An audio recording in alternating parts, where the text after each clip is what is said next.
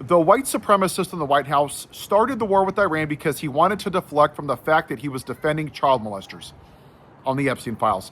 And very likely, he's a child molester on the Epstein files. That's all this was. So he started the war. 13 service members have died. We've already spent $39 billion on this war without congressional approval because Mike Johnson wants to lick the boots of the Grand Wizard and he doesn't want his white trash base with 6 teeth to be angry at him, and he wants to get reelected so he can stay in power.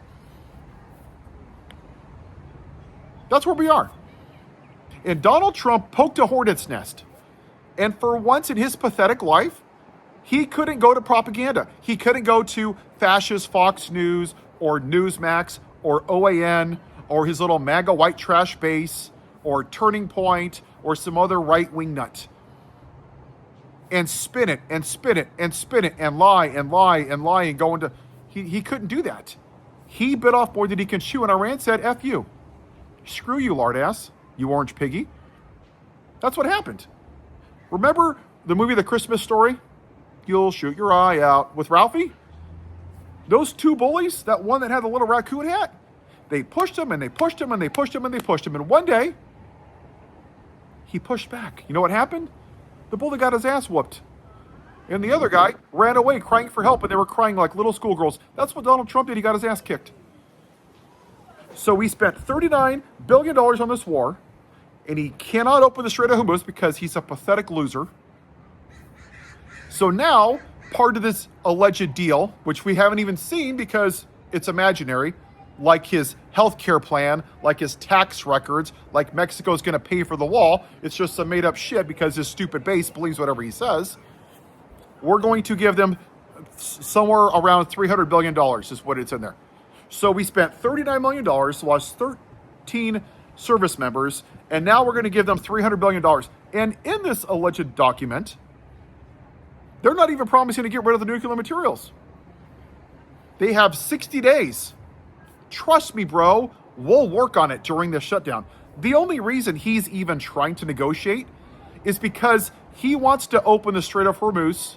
So he's hoping that gas prices go down so people won't be pissed off during the midterms. He doesn't give a shit about the war. He doesn't care about the lives of the soldiers over there. He could give a shit less. I mean, this man is literally an adjudicated rapist and defends child molesters. You think he cares about the soldiers that he called suckers and losers? He doesn't give a flying crap about them. Now, the really stupid part is Iran, they're obliterated army. They're basically just kicked off the earth. Even though they are completely closed down the Strait of Hormuz, they have these $5,000 to $10,000 drones.